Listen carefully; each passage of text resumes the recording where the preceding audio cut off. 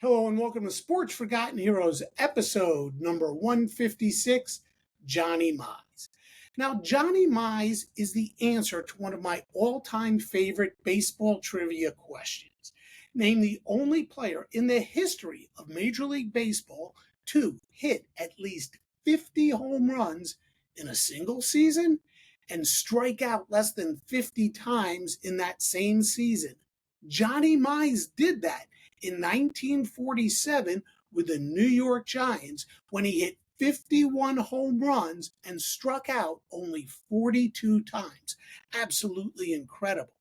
But what I find even more incredible is the fact that Johnny Mize was also related to Ty Cobb and Babe Ruth. And we're going to discuss all of this, all of Johnny's career, with my guest today, Jerry Grillo, who wrote the terrific book, biography on Johnny Mize called The Big Cat, The Life of Baseball Hall of Famer Johnny Mize. Incredibly, Mize, I think, was severely overlooked. He played 15 years of Major League Baseball, his first 6 with the St. Louis Cardinals. Then he spent 4 years with the New York Giants and then 5 years with the New York Yankees. Now, those 4 years with the Giants were interrupted due to World War II when Johnny missed 3 full seasons. But he is probably best remembered for the 5 years he spent as a part-time player with the New York Yankees. During that 5-year run of 1949, 1950, 1951, 1952, and 1953, the Yankees and Mize won the World Series every single year. Incredibly, again, in 1952, as a part-time player playing only 78 games, he really excelled in the postseason. During the regular season, in those 78 games, he hit 4 home runs. In the World Series, he played in 5 games, had 15 at-bats, and hit 3 home runs. Absolutely amazing. For his career, Johnny Mize had a batting average of .312. He hit 359 home runs, had 1,337 RBI, and a career OPS of .959. Yet, again, severely overlooked. He was not elected into the Baseball Hall of Fame until 1981. Now, before we get to today's show, just a couple of reminders. Please follow Sports Forgotten Heroes on X at Sports F Heroes. Look for the Sports Forgotten Heroes page on Facebook. And hey, while you are here, please hit that like and subscribe button as well. And if you want to reach out, please send me an email. Send it to sportsfh.info@gmail.com. That's sportsfh.info@gmail.com. And as always, I thank you for your support. Okay, let's get into today's show with my guest, Jerry Grillo.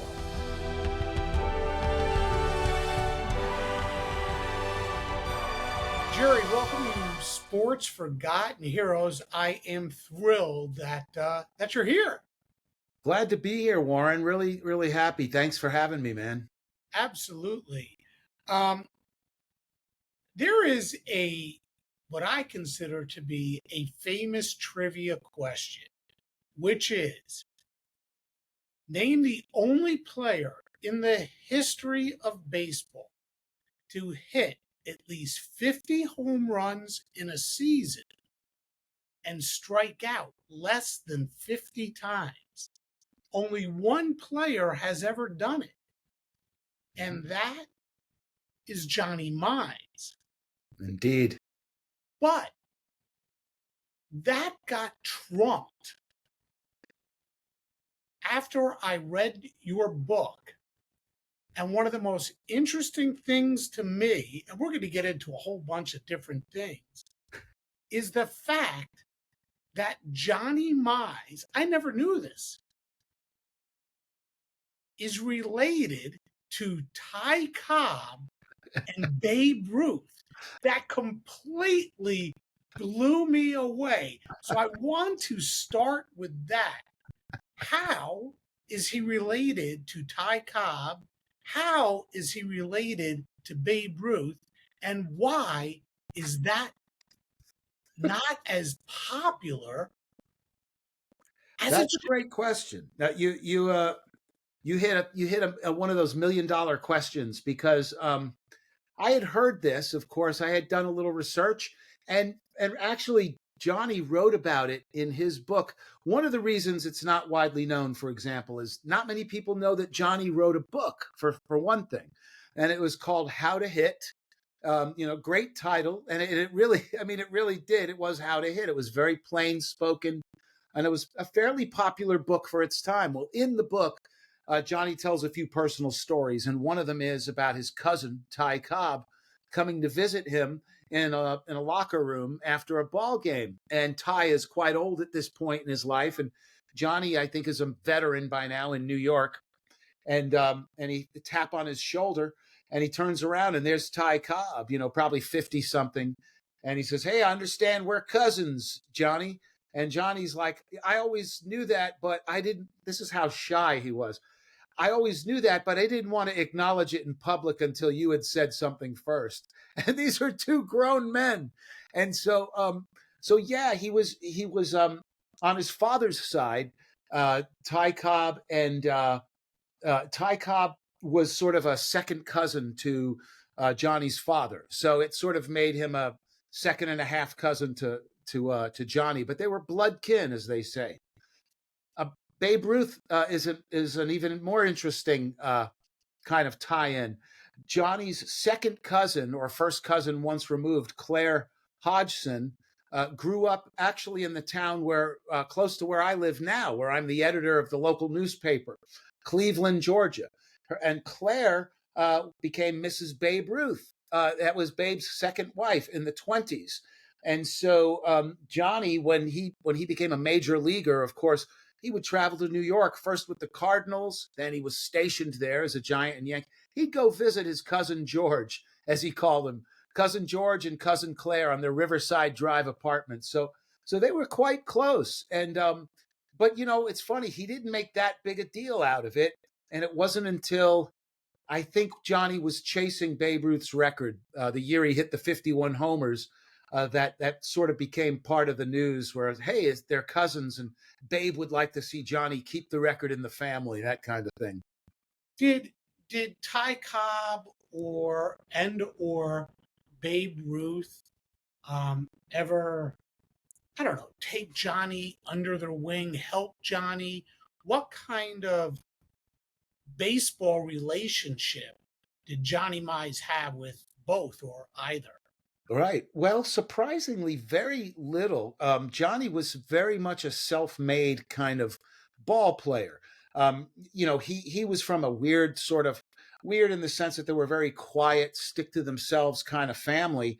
And so he probably wasn't even aware that Cobb was a cousin until, well, he probably knew about it as a teenager, I think, growing up in Demarest, which is only about 25 maybe miles from where Ty Cobb grew up. And so there was definitely, for example, I found out that one of the guys who worked at Piedmont College, where Johnny played as a teenager, played baseball with Ty Cobb as a youth in Royston. So there was probably some knowledge, but never really a lot of sharing of the knowledge, if you will. Babe was supportive of Johnny, and liked him and that kind of thing. But I think by that time in Johnny's career, he was already a major leaguer, and the Babe was, he wasn't much of a coach. I think he would have gladly given tips. One thing that Babe did do for Johnny, I think, in a way to help him psychologically,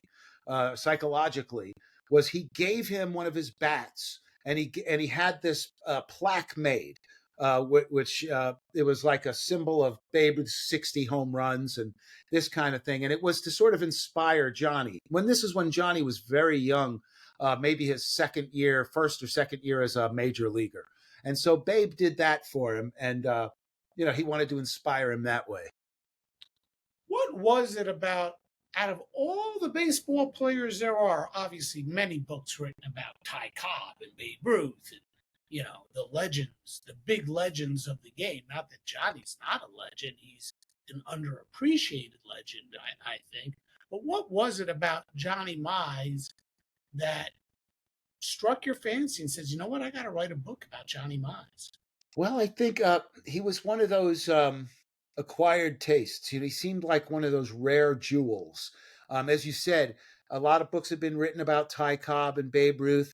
And as a baseball fan, longtime baseball fan, and especially of baseball history and some of the forgotten heroes, if you will, I grew up in a household where, like, my dad was, I wouldn't say a rabid baseball fan, but he was a nostalgic baseball fan. He would take me and my brothers to games, but he would talk a lot about the old Yankees of the early 50s and late 40s when Johnny Mize was an old player, but a key figure for a team that won 5 straight championships. And dad would tell these stories about these old time guys that to us, they seemed like legends from King Arthur, this kind of thing.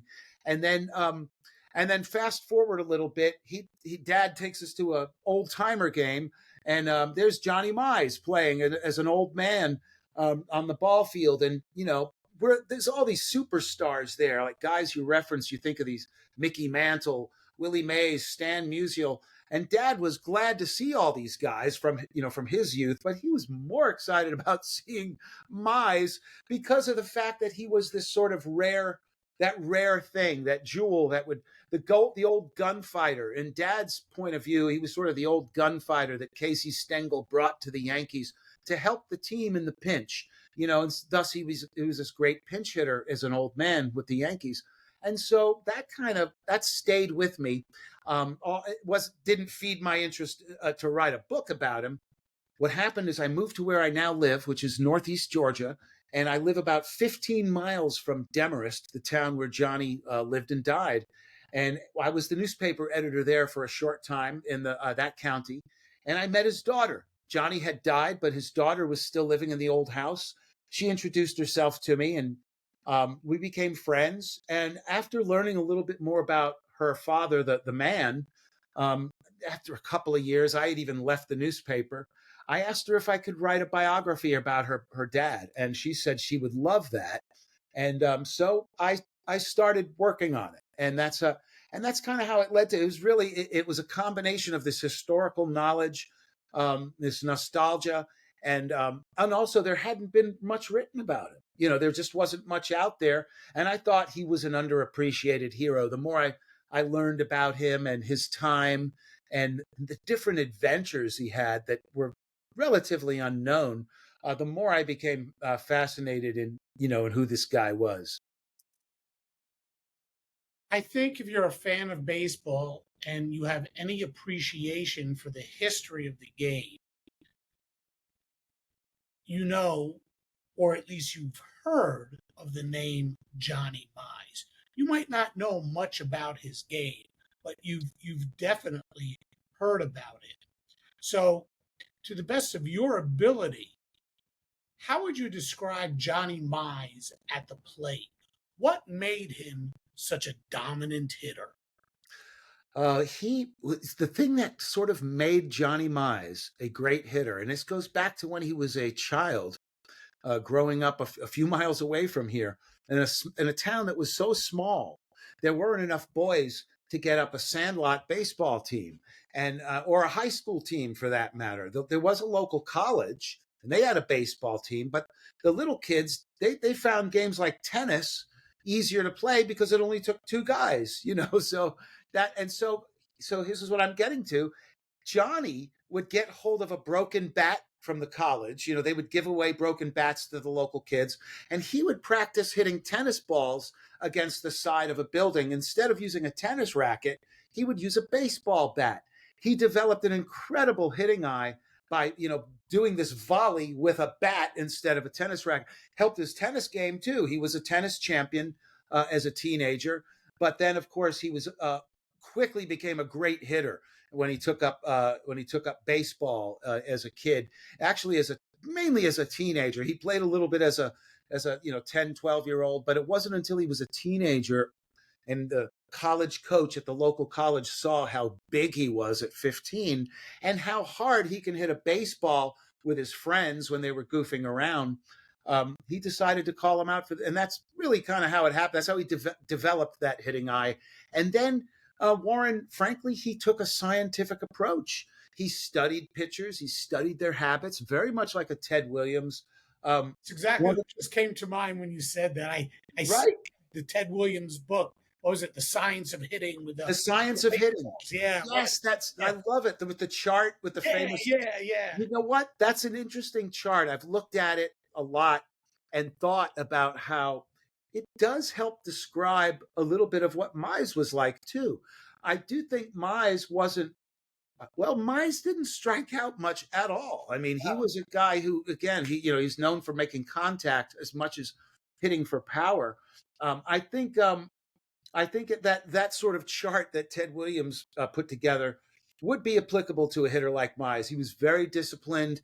He didn't go for pitches outside the strike zone unless, he was one of those guys that if he knew he could hit the pitch and drive in a run, he would go for it. But most of the time, he was very disciplined about that. And I think that's part of what made him a great hitter. His discipline. I think he was never very much of a big free swinger. Yeah, if you think about his discipline at the plate and compare it to the players of today, Johnny played for 15 years, missed 3 seasons due to being in the military, and over 15 years of baseball, a power hitter. I mean, he had 359 home runs for his career. He averaged only 45 strikeouts a season. I can't even fathom a ball player of today with that kind of discipline. Right. But here's an interesting question for you, Jerry. I don't know if you can answer this. In doing all these podcasts, there is a common theme with some of the greats of yesteryear, and that is, I don't know if the term would be they wear out their welcome, but no matter how good some of these guys were, teams were always eager to trade them away. Yes. And Johnny, to me, is one of those guys. Came up with the Cardinals, and it wasn't very long before the Cardinals were looking to dump him, trade him. Yep. Why? Why would you trade a guy? Let's see, in his 6 years with the Cardinals, he had a batting average of 336. He hit 158 home runs. That teams would kill for that. Right. Why would the Cardinals want to get rid of a guy like that? Well, there are a few reasons. One, the team always seemed to be stacked. They had such a deep and rich farm system. They were the Cardinals were ahead of everybody else in building that sort of homegrown talent. And so that was one thing. There was certainly nobody as good as Mize playing behind him. So it wasn't like there was another hungry slugger who can hit for average coming up. But the Cardinals under Branch Rickey as general manager were also very cheap and sometimes impatient. Like, for example, Johnny was one of those guys that would hold out year after year for more money. And that would get under Branch Rickey's skin. From the time he was a rookie, Mize had the audacity to hold out. I think the Cardinals felt he should have been more beholden to them because they, paid for the operation that saved his career. But, this was a different time when, players were not, treated as valuably as they are today, right? So the fact that Johnny got, the surgery, saved his career and succeeded, it's the first time I've actually discussed this, Warren. It occurred to me just today, really, that this idea that, the Cardinals were a cheapskate kind of team. That's certainly a lot of the teams were back then. but the Cardinals were sort of notorious for having some good players who were underpaid. And Branch Rickey was a master, businessman. He liked to get rid of guys when they were just before their peak, so he can get maximum value. And I think a lot of those things came into play for Johnny. There were other players available that they thought might fit better in their system. Um, so it's hard to say, but I think Johnny, for his part, learned early on that baseball was a business more than it was a game. I think he enjoyed the job, he enjoyed the work, but I think from a very early age realized, okay, this is a business. I'm in it for myself. There was no such thing as agents, anything like this. So Yeah, I just finished a podcast. It's one that aired previous to this one about Danny Gardella.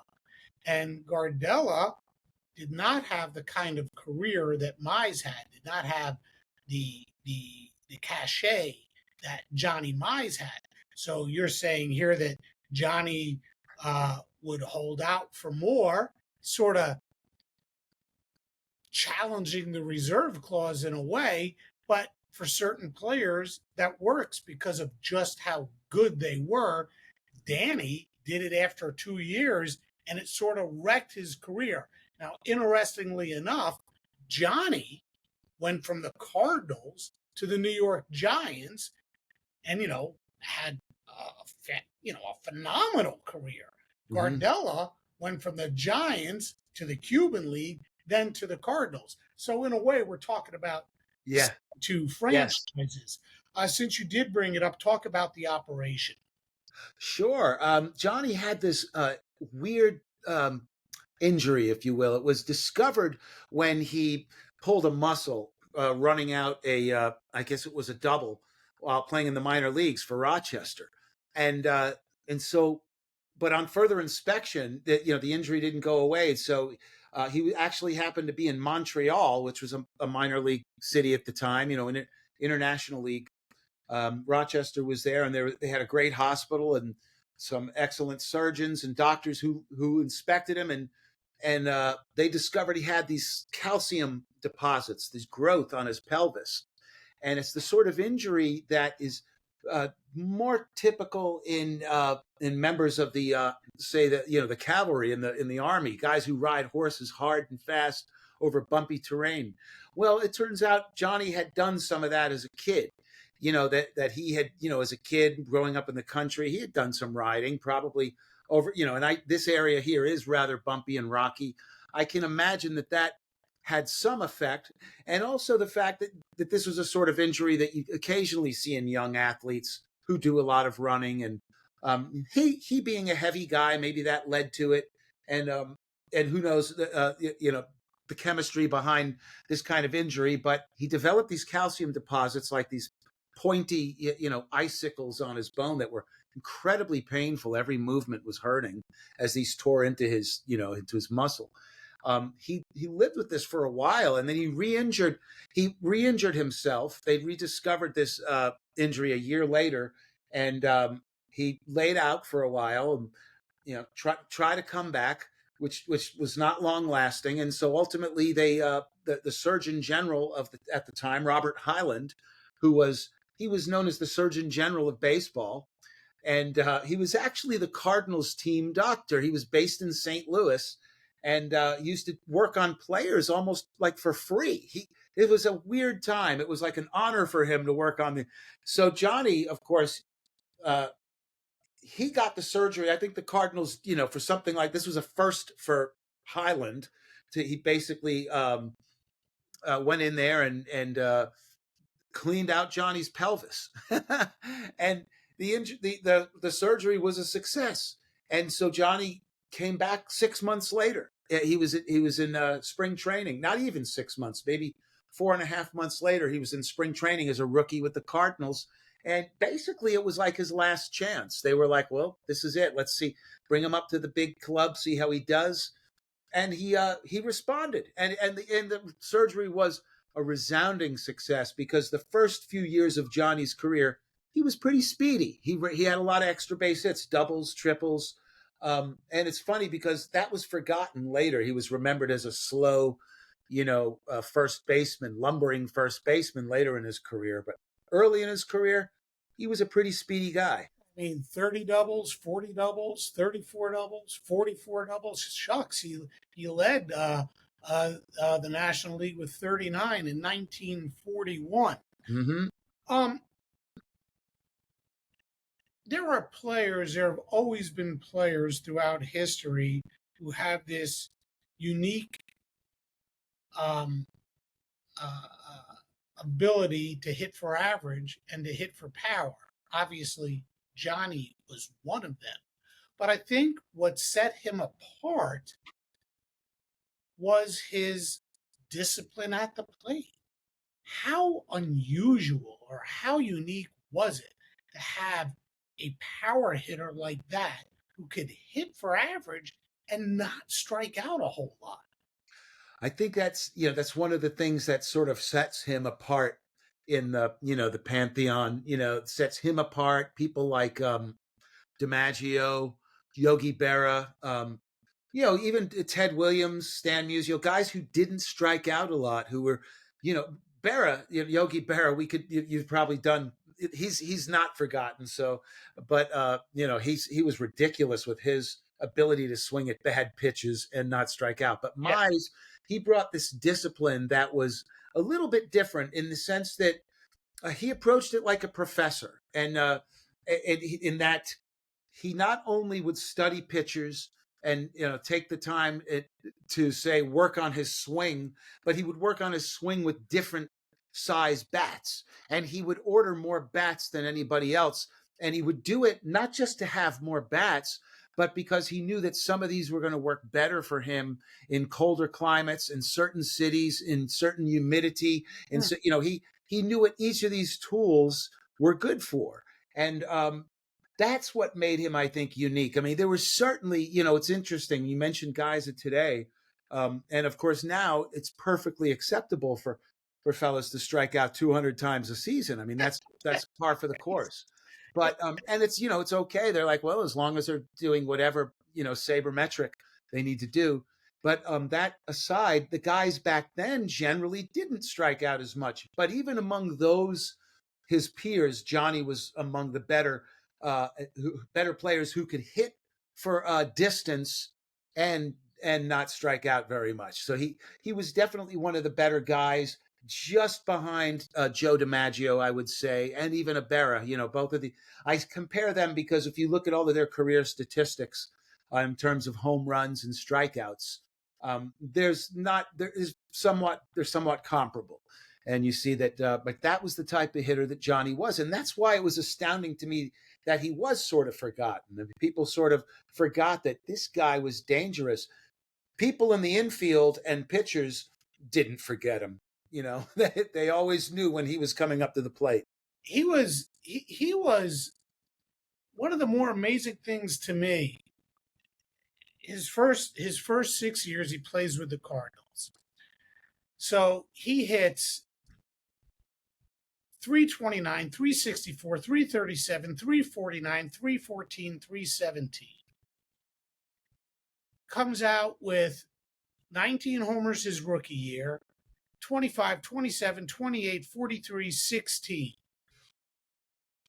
In 1940, he leads the National League with 43 homers, 137 RBI, doesn't win the MVP. How much back then the Cardinals were not like the Cardinals we know today, the Cardinals of the 80s and the 90s and the early 2000s. They were not a true contending team, right? They didn't win the World Series every year. They were not a they didn't win the World Series. I guess they contended, but they didn't win. How much was his that he did not win the MVP due to the fact that the Cardinals weren't winning the World Series every year?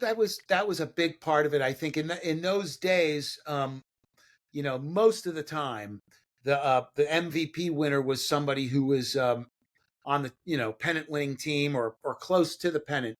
Um, there's one of the things that's inexplicable to me is that you're right. The Cardinals were in a period there where they were between eras, where from the from the late 20s to the early 30s, they were pretty dominant. They would win a pennant every other year, like 26, 28, 30, and I think 32 and 34 or 31 and 34. So they would win pennants, and they won one of those was a World Series victory. But then they quickly got old, and Johnny arrives just as the team is, they've become a decent team, right? They're nobody's first place team, right? The Giants and the Cubs are the powers, and the Cardinals are, they're a third place team, and also ran.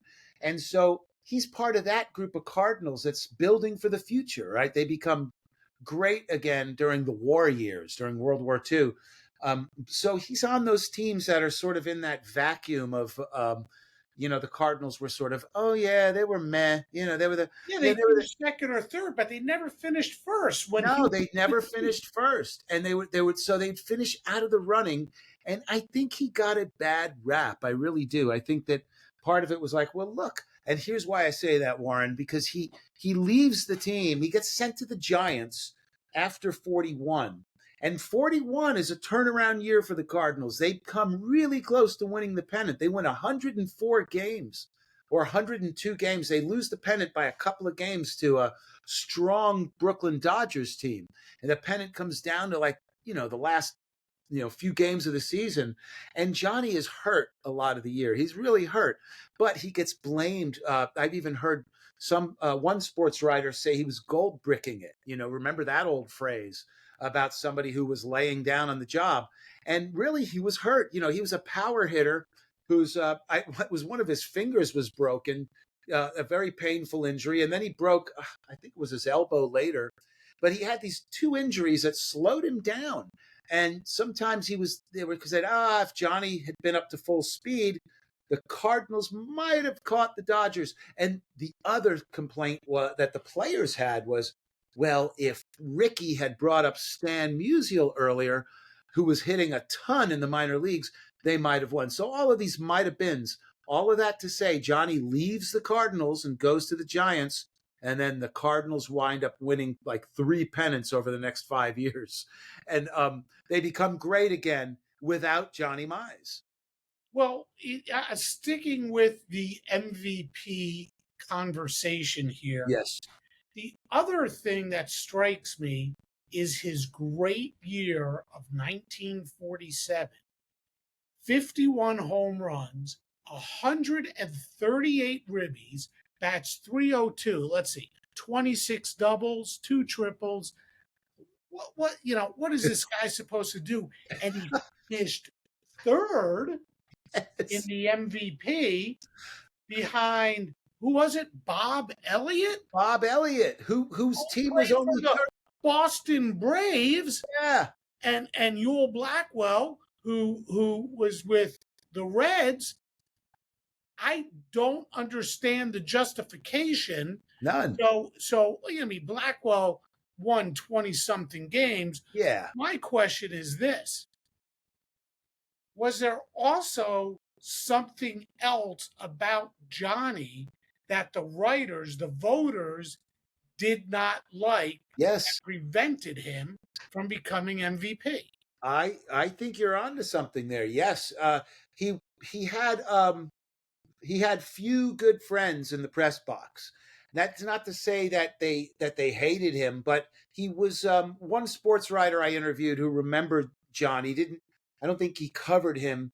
Bob Bragg, a Hall of Fame, sports writer, but Bob grew up in St. Louis and became a longtime St. Louis sports writer. He described Mize as a conversational barber. He would cut it short. Unless he was in the mood or the conversation was say about hitting or something and the thing about, he just was not a talker. And the thing about this that's interesting is Mize was somewhat of a deep thinker. He was not a fool, a bumpkin. But he was very suspicious, I think, of strangers, of the press. and consequently, he was not a favorite. There were a few, I remember reading columns by a few people, Jimmy Cannon, a legendary sports writer, who really loved him, who thought he was just the bee's knees, as they used to say. But that 47 year really bugs me. I can understand 1940 when he had that tremendous year, and I think it was Frank McCormick or Yes. Bucky Walters, one of those guys. Yeah, fun. because that was the pennant. When still Mize got robbed. And Bill James would agree with me. But in 47, Bill Elliott was on a third place team, I think, and Mize was on a fourth place. It's not like they were that far apart. And I don't know where the Reds were with Black. I think Blackwell had one of those years that was like, you remember Steve Carlton in 72? Sure, when he won like 27. 50% of the Yeah. Phillies game. I don't know what the Reds were in 47, but I have a feeling that it was kind of like that. Blackwell was just so dominant that it was like, you got to give this guy. Yeah, But 22-8 with a 2.47 ERA. And let's see, the Reds. Warren Spahn had I think, an equally good year, if not better. Yeah, it's just it's. Mize got totally robbed. I know. I would say, and I think I put this somewhere in the book. In my judgment, in my research, I think he was certainly robbed of one and probably two. You could say two MVPs. But that happened to other guys who were even better. Think of Ted Williams, who won 2 Triple Crowns, and I don't think he won the MVP in either year. DiMaggio. And DiMaggio did win like 3, I think. He beat Williams out. He beat Williams, yes. He was always and it's hard to argue. Those guys were just Olympians, Yeah. You can always tell from back in the day, from back in the 40s, who the good hitters really, really were by the fact that they went off and served in the war, came back, and sort of picked up right where they left off. There might have been a little downward turn, but then they exploded, right? So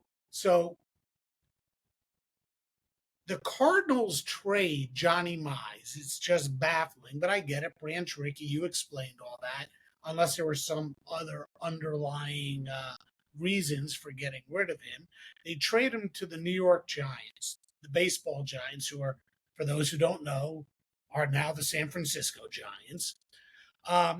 He plays in 42 for the Giants, has a good year. He hits 305, 26 homers, 110 RBIs, and then he goes off to the service. Not for 1 year, not for 2 years, but for 3 years. So he misses 43, 44, and 45, comes back in 46, and, it's 337 in 101 games with 22 homers and 70 ribbies. That's in a 154-game season. So he missed 53 games, but he missed a third of the season. Yeah. Had 22 homers, 70 ribbies, and hit 337, was an all-star. And then the big year, 1947, everything clicked. 51 home runs, 138 ribbies. It's 302. What was it about that year that everything clicked for Johnny Mize? You know what? It's funny. I actually think the momentum for 47 started in 46.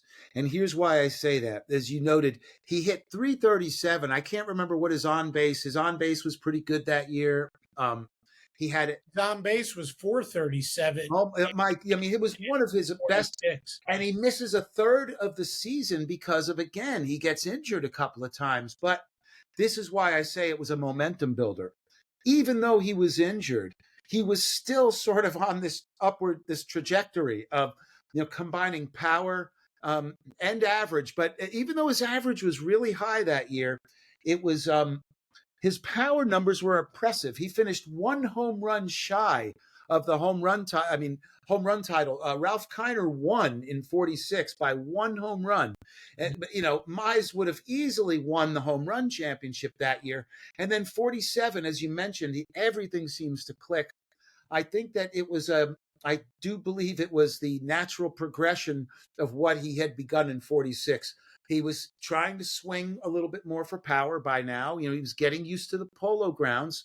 Remember when he had started in St. Louis, different ballpark, and he learned, I wouldn't say he was a spray hitter, but he was a line drive hitter. He could hit to all fields.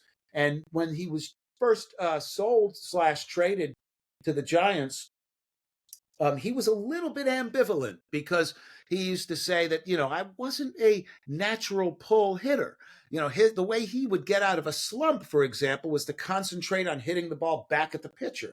He was a straightaway hitter. That's what he tried to be. It's what helped his batting eye. But he was such a good hitter and such a disciplined hitter that the more he played in the Polo Grounds, the more he adjusted his swing to pull it for home runs. So he shaved points off of his batting average, but he had gotten better at pulling that ball into the shallow right field porch of the Polo Grounds. And so, again, this was another sort of one of the reasons I think it all clicked for him is because he had truly become comfortable in that ballpark. By that time, that was his third season. He had been away at war, of course. That's what is amazing to me, Warren. He was away for 3 years at war, and he sort of continued what he started in 42, this idea of, I'm adjusting to this weird horseshoe ballpark that could work to my benefit. Let me learn how to make that happen. And he did it. You got to wonder sometimes, these guys that went and served the country in the war, all the time they missed, Yeah. what their numbers would have been. I mean, he missed the prime of his career, 30, age 30, Yep. age 31, age 32. DiMaggio missed time. Williams missed time. Willie Mays missed time. Mm-hmm. You got to wonder sometimes what those numbers would have been. Going back now again to 47, 51 home runs, there was a chase. Yes. There was a thought. Talk about that and talk about the pressure he either felt or didn't feel. Yes. And Babe Ruth. Sure enough, he was. It's interesting because that was an important year for the Babe because he got sick that year. It was the year he was battling cancer. And Johnny, of course, had become the toast of New York. He was hitting home runs at this record pace. He was ahead of the Babe's pace for most of the season and well ahead of all challengers until Ralph Kiner in his second year got really hot. He hit like 7 home runs in 4 games at one stretch, and then 8 home runs in another 4-game stretch. And by the end of July, Ralph Kiner and Johnny Mize were neck and neck. They were both ahead of the Babe's pace, and the newspapers would talk about this. They interviewed the Babe, and the Babe would talk about how, boy, if anybody breaks the record, I hope it's Johnny. Somebody will do it someday, and I hope it's Johnny to keep it in the family, that kind of thing. And so it's an exciting time, and an exciting time for baseball because meanwhile, Jackie Robinson has changed the game. Fans are coming out in record numbers that the game had never seen before, mostly to see Jackie, this new phenomenon with the Dodgers, but also to see this incredible home run race between Johnny Mize and Ralph Kiner. The thing that the Babe did that no one else did was in September, he hit something like 17 home runs. He went on a ridiculous tear. So while Johnny and Ralph entered like the end of August, early September ahead of the Babe, they quickly fell off the pace and each of them finished at 51 home runs, 9 homers shy of the Babe.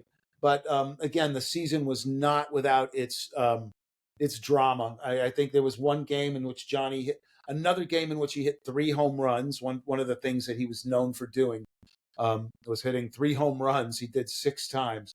But it was a storybook season for him. And I think In my opinion, it was his best season. I mean, just when you think of what he accomplished, that'll never happen again. 20 something, 25,000 major league players in the history of the game, and only one has ever done that. Yeah, yeah, 51 home runs, 42 strikeouts. That's crazy. Mm-hmm. Ralph Kiner, that's a guy I need to do a show on. I mean, I think probably more people remember him as the announcer and Kiner's Corner for Yes. the New York Mets. Of course, I love. Well, I lived in New York for. I'm from New York, and I moved back there as a. Anyway, I loved the Mets, watching the Mets and the Yankees. Frankly, I loved watching both of them. But Ralph Kiner had a special place in my heart. Absolutely. So he has his great season in 47, follows it up with another good season in 1948, and then the Giants got rid of him. They traded him off to the Yankees. Talk about that. What brought that about? Sure, Johnny got. One of the things that happened to Mize was, and we've seen it happen to other ball players. Think about somebody like Alex Pujols and how quickly he went sort of over the cliff. Right, he had this incredible, in fact, with the Cardinals, but this incredible first 10 years that were and by all accounts, just one of the best careers ever. But you look at how quickly he fell off the cliff. Johnny's decline was similar in that next year, as you mentioned, he had a good year. He hit 40 homers, only struck out 37 times, I think. I think he's one of the two players in history to twice hit 40 or more home runs and strike out less times than he hit homers. Another great trivia question, Ted Kluszewski, who twice hit over 40 home runs and struck out less than 40 times. That's crazy. I think that was his record. Anyway, so Mize, by 1949, Leo DeRocher is now immersed as the manager of the Giants. He came along midway through 48, was never a big Mize fan as a manager. When they were teammates back with the Cardinals, they got along fine. And early on, Leo actually wanted to bring Johnny to the Dodgers in the early 40s when he knew the Cardinals were looking to get rid of him before the Giants picked up Mize. Leo DeRocher wanted him for the Dodgers, right? So he liked Mize as a young player, but now that he was older, injured, slower, he didn't like him as much. Mize knew this, and also Mize's performance just frankly dropped off in 49. Injuries caught up with him, bad shoulder that he had injured I think seasons earlier, and his power numbers fell off, his batting average fell off. It was a good time for the Giants to unload him because he was also making a pretty good salary for those days, or at least for those times for the Giants. And so, and again, Leo wanted to build for the future. And here was this 36-year-old guy who was an old 36, and he had a chance to unload him. And he did it. And Casey Stengel had a chance to pick him up, and he did it. Yeah, I mean, he went to the Yankees, and while he did not enjoy a great career on the field with the Yankees, what he did get to enjoy was postseason play.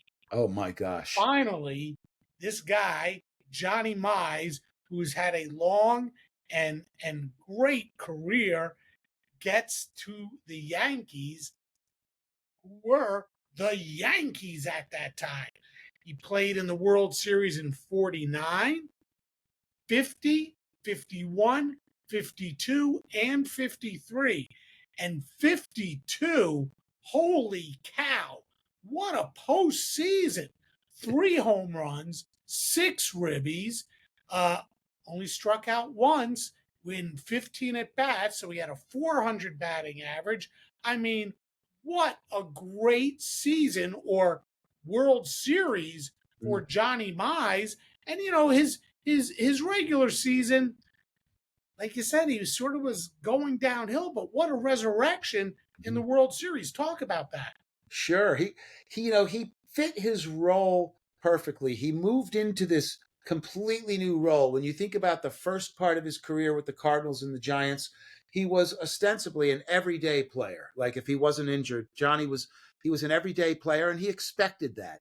When he got to the Yankees, he understood that this was a deep team, that they had Tommy Henrich, that they had some other great veterans who he respected, and that they were winners. And so he knew he was part of a an ensemble performance here. Even DiMaggio was getting older, and he gracefully moved into this part-time role. He knew now that his role was, as my dad adequately explained to me as a kid, as sort of the hired gun. He was the gunslinger who, you remember the movie Shane, the great Western, where the poor town folk who are tired of getting bullied by the bad guy, they hire this gunslinger to come in. Well, that was sort of Johnny Mize. Not that the Yankees were sort of bullies in their own sense, but keep in mind the Yankees had missed the World Series in '48, so '49 was a comeback for them in a sense, and Johnny just fit right in. He got in.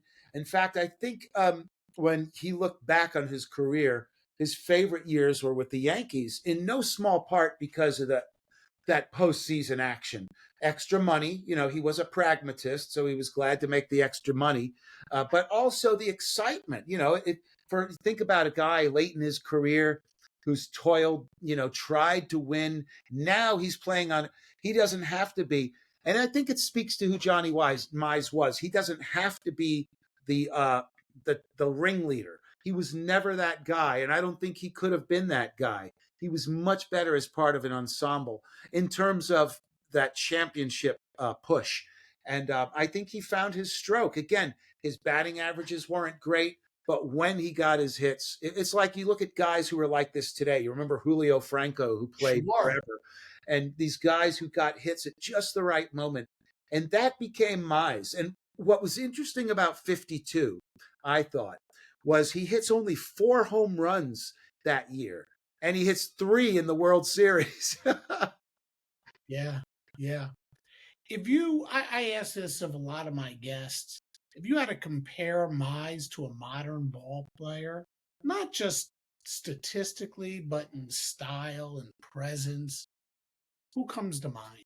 Ah, it's a tough question because I'm having a senior moment. There's a guy for Milwaukee.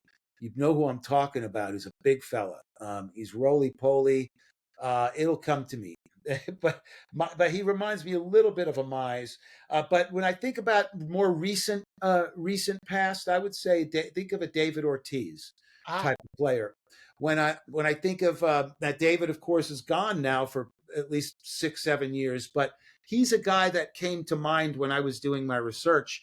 And before David Ortiz, because this is how long I worked on this book, Frank Thomas was a guy I had in mind. You might remember Frank Frank Thomas from Thomas the White Sox. from the White Sox. Yeah. Actually, because I'd started this book, Warren, back in like 2000, 2001, and I had to put it down for like 22 years. Did really nothing with it because I had family to take care of, and had some things to do Yeah. with work, right? And I finally got a chance. I knew I'd come back to it eventually, but so when I first started on this and started thinking about Johnny Mize, I had a guy like Frank Thomas in mind, who was, again, a first baseman who wasn't known for being a great fielder, but became a great hitter.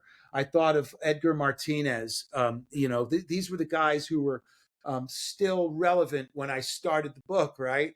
And then as I was getting near to the end and started thinking about finishing this book, around 2021 or so, um, David Ortiz was still fresh in my mind, and he was a guy that I thought was very much a guy who was more of an everyday player or of a fielder who sometimes reminded me of Mize was Goldschmidt, who's still playing. I think he's with the Yankees now. Yeah. Yeah. But a guy, again, the Yankees pick up an old player like they've been doing for 70 something years. They kind of established that. If you think about it, go back to the Casey Stengel years. They started that tradition of picking up old role players to help them push them, over the edge, right, to win a championship. Mize was the first of those guys, and a guy who they brought in specifically to be a role player, a pinch hitter, and an occasional defensive player who you could take out for a defensive replacement, or you could bring in late in the game to hit against their best relief pitcher. You know, he didn't retire. His last year was 1953. He didn't get into the Hall of Fame until 1981. Yeah. Why do you think it took so long? There are a number of reasons, and there are a number of questions about that too, because one of the reasons, and I put this in the book, and this comes from research, and also part of that research involving an old friend of mine or an old colleague of mine. I would be lying if I said we were like friends, but Joe Posnanski, the baseball writer. We were sports writers for the same string of papers back in the early 90s. So I knew Joe then. And Joe wrote a terrific book called The Baseball 100. And I reached out to him, and if he's always been a kind enough guy, to say, hey, yeah, of course you can use that material, and of course I proper attribution and all, but I really wanted to get his permission personally, because there was so much in his chapter about Johnny Mize that I loved. And one of the things was he talked about the sports writers' pig-headedness during that era of voting, that Mize wasn't alone. Joe seems to think that Johnny was the second worst, case of being abused by the sports writers. The worst was Archie Vaughan. That's a whole other episode. That would be a fun episode, actually. But all that to say, Mize, he was forgotten, and part of it, I think, goes back to what we talked about earlier with the MVP voting. He wasn't always the most popular guy, but then there were other circumstances. When he was playing, you had to be retired 1 year, and then you would be eligible for the Hall of Fame. When Johnny retired, the next year they changed it to the 5-year rule. So he basically had to wait 6 years, and then because they added the every other year voting rule for about 15 years, there was the Hall of Fame only had a vote for induction every 2 years. So then there were fewer opportunities. By the time you added it all up, he was getting 40% of the vote, I think was the most he ever got. He came along at a time when there was a lot of great players, including some, again, who didn't get in for some reason, and including some who you'd think would have been first ballot who had to wait. People like Yogi Berra. I think even DiMaggio may have had to wait next year. I don't think he was a first ballot guy, or he might have been victim to the 5-year rule. But all this to say, I think I think the fact that Johnny played on 3 different teams, I think that, like a sports writer couldn't go back and say, well, Johnny is one of the greatest Cardinals of all times. He only played with them for 6 years. Johnny's one of the greatest Giants of all. Oh, he was only with them for 5.5, 6 years. So that there was that reconciliation. And then finally, his last 5 years with the Yankees, even though he helped them win 5 World Series, as we noted, his numbers were down. He was a part-time player. He was a role player. And role players are not Hall of Famers. And so I think a lot of voters were looking at that. They completely forgot his 10, 11 full seasons as a full-time player in which he hit a ton. And they forgot the 3 years that he missed during World War II, without which he could have hit close to 500 home runs easily, driven in 1,700 runs easily, had 2,600 hits easily. All these career numbers would have been larger. Even his batting average would have been given a boost for having been in those 3 years of prime hitting years. Anyway, all that to say, so all of those reasons and probably some others kept him from getting voted in by the writers, sending him to the veterans ballot. And I think in his 2nd or 3rd year of eligibility on the veterans ballot, he got in. And again, these veterans were putting in a lot of people who didn't make it on the writers ballot. So they had some work to do. Well, for what it's worth, I think he's deservedly in the Hall of Fame. Jerry, you wrote a great book, Big Cat. I encourage everybody listening or watching to Grab a copy, terrific book, and I want to thank you so much for joining me on Sports Forgotten Heroes. Thanks a lot, Warren. I appreciate it.